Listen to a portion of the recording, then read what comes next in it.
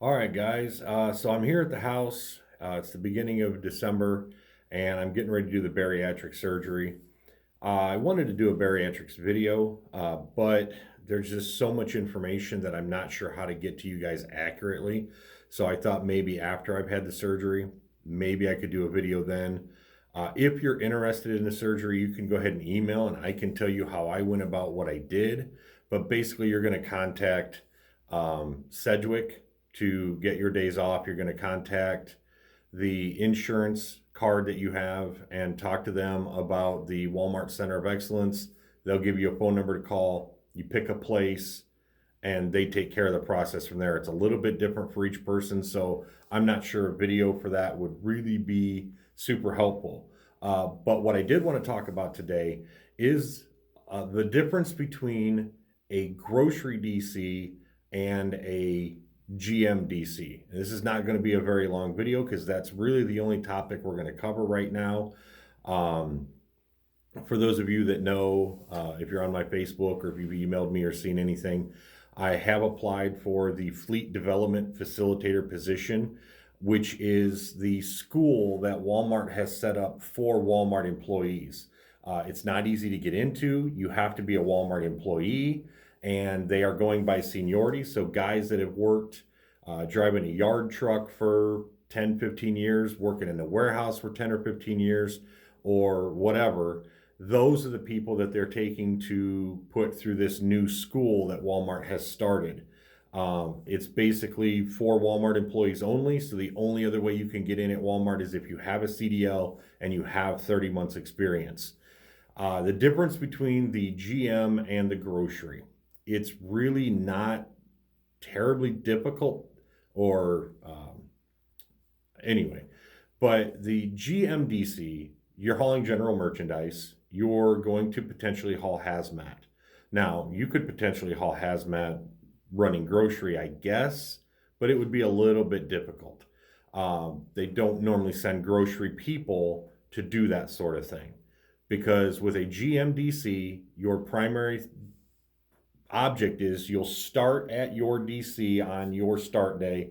Let's say it's Wednesday, because if you're a new hire, you're probably going to be starting on either Tuesday, Wednesday, or Thursday, maybe starting on Friday, but they normally try to start you for some reason. Seems like most people start in the middle of the week. You will not have weekends off, more than likely, unless your DC has a lot of need for drivers and they've already got a 5253, 63, 62. If they've already got programs open and you can jump into one of those, fantastic. I did that. A lot of people in my class, I think, spent a week or two in the truck and there was positions open. So depending on where you're going, if you're going to one of these high need places like Southern California, Spring Valley, Illinois, and some of the other places that I mentioned in last month's video, good chance there's going to be a program right from the start. But anyway, so you're going to start your workday, say it's a Wednesday, and they may send you 100 miles to a store with a load. You're going to drop that load, you're going to do a drop and hook, you're going to pick up either an empty or you're going to pick up a load of pallets. You're going to either take those pallets back to the DC or to a pallet reconstruction company that they've got in the area. If it's an empty, you may take that empty to the next closest DC. So let's say you start in Seymour, Indiana, just because this is what I know. You may take a load over to, I think it's Avon, Indiana, over on the border of Ohio and Indiana. You'll drop that, you'll pick up an empty. They may send you to Washington Courthouse, Ohio. You may go to whatever other DC. It may be a grocery DC, maybe a GM DC. A GM driver does everything. They are kind of a catch-all. If they are low on GM freight and there's a local grocery DC that needs help, they'll send you there for the day. If they need help somewhere else, they'll send you there for the day. You might do a backhaul. You might pick up water or products from a company and take it back to your DC or another DC. So it's likely that you could do everything from running from your DC to a place and back, to a place and back, to a place and back by doing pickups, backhauls, pallets, whatever the case may be, to being an almost over the road driver. I've seen drivers go from Seymour, Indiana to Ohio, from Ohio to Menominee, Wisconsin, from Menominee, Wisconsin to Champaign, Illinois, from Champaign, Illinois back to Seymour, from Seymour down to Hopkinsville, from Hopkinsville to Tennessee, from Tennessee back to Seymour. You go all over the place. I went from Seymour to the northwest corner of West Virginia. So if you're at a GMDC, you could go literally anywhere. You could leave that DC on your start day, and you may not make it back to your original DC until the end of the week. Now, the thing about that is you're going to shower at all the other DCs you come across. You're going to shower at your DC. You're going to park at Walmarts or DCs that you find along the way. You can park at truck stops, but Walmart really doesn't like us doing that for the simple fact that I've stayed at a truck stop twice in the last 6 months. Both times I've stayed at a truck stop.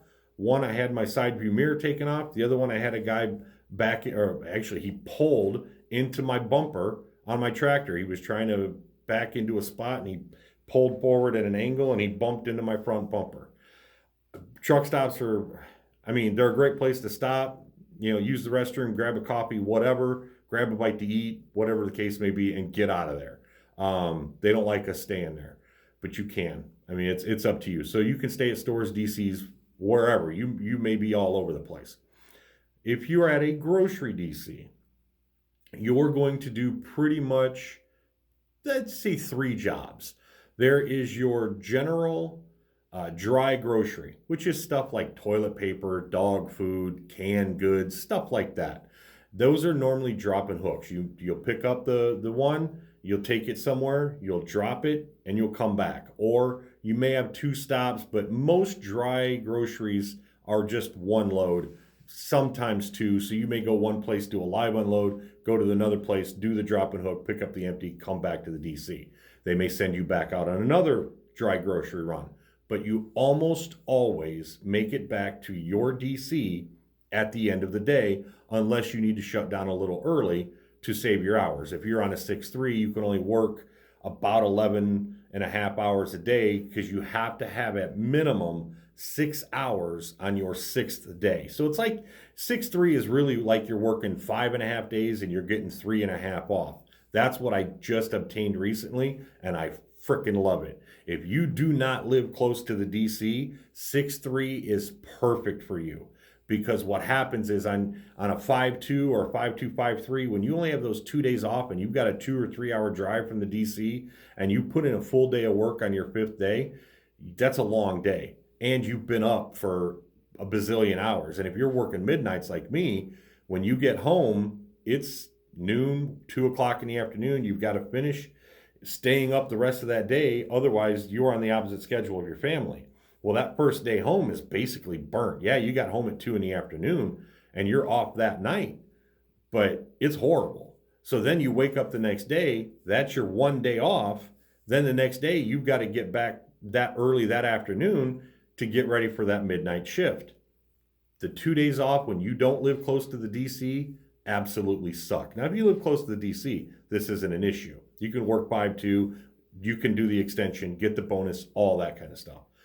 So anyway, so when you're doing loads from a grocery DC, the other type of work you can do is frozen and dairy. They normally give these loads out in the morning, starting around 6 to 7 a.m. You start seeing frozen dairy loads go out all the way until about noon or so. Frozen dairy must be delivered by 10 o'clock at night. So if you have an early start time, you might get a dry grocery, you might come back, get a frozen dairy, go out and come back. That might be what you do for the day. You think about it, if you got 2 runs, you're getting decent miles, you're getting, a frozen dairy truck could have up to 4 stops on it. So if you get 4 stops or 3 stops on a frozen dairy or 2 stops on a dry grocery or even just 1 stop on a dry grocery, it's usually a little farther away. So you got good miles and you got a drop and hook and you got a back, so you got activities. Then you pick up a frozen dairy, you go out, you got 2, 3, 4 stops on that. You're getting miles plus activities plus all those stops. It's a great payday. Easily you can make over $500, $600 a day doing this when you've got that many activities, if you can get out, get back, and keep rolling. So frozen dairy, basically, it is what it is. You got eggs, dairy, and then you've got like your super frozen. Usually the reefers run about -20 degrees, I believe. And that's like frozen pizzas, pizza rolls, chicken bites, all the frozen stuff. Pretty self explanatory. The other type of work you could do at a uh, grocery DC is what I do. It's meat and produce. Now, that's done overnight because your dry grocery can be run any point in the day. Your frozen and dairy is done mostly in the morning through the daytime, and then your meat and produce is done starting around 9, 10 o'clock at night until 2 o'clock in the morning. So with meat and produce, it's exactly what it sounds like. You're going to have 2, 3, 4 stops. They've got the baffles inside to separate the temperatures. They're going to have produce on one part, usually meat in the middle, produce on the back end. When you get to a store, you just kind of got to pick through and shuffle through, get the pallets that you need, deliver those to the store. Again, same thing. When you get done with the meat and produce and you get back in the morning, they may give you a 1 or 2 stop frozen dairy if you have the time, or they may give you one good shot at a decent drop and hook dry grocery. Again, if I run hard, I can average over $500 a day every day, no problem. But the thing with the grocery is you don't go more than 250 miles from your DC. So, for example, I'm near Fort Wayne, Indiana, at Gas City. We only go to southern Chicago. We only just over the border. We go to like Waseca, Kankakee, Champaign, just along the border. We cover all of Indiana, north, south, east, and west, and we go a little bit into southern Michigan and a little bit over by Detroit, and we go into about the middle of Ohio. 250-mile radius is all you're going to do when you're working groceries. So if you live close to a DC and you need to be, like for example, my wife was sick, or years ago when she was in a car accident, if I needed to be close to home to where I could get back right away, a grocery DC might be for you. If you're like, hey, I like driving, give me the miles, give me the stuff, a GM DC might be for you. You may not care. You may just want to get in at Walmart and take whatever they give you. And I can completely understand that because you can move around within the company. The other thing that I want to talk about outside of the GM and the grocery, because that's pretty much it. Grocery, you're going to be back at your DC almost every day. You're not going to really see other DCs. You might drive past a couple. I think I've driven past Coldwater a couple times, Auburn, Garrett, where you could get fuel or shower or whatever if you decide you want to stop. But for the most part, grocery, you'll end up back at your DC at the end of the day. GM, it's a free-for-all. You really don't know where you're going and when you're going to be back.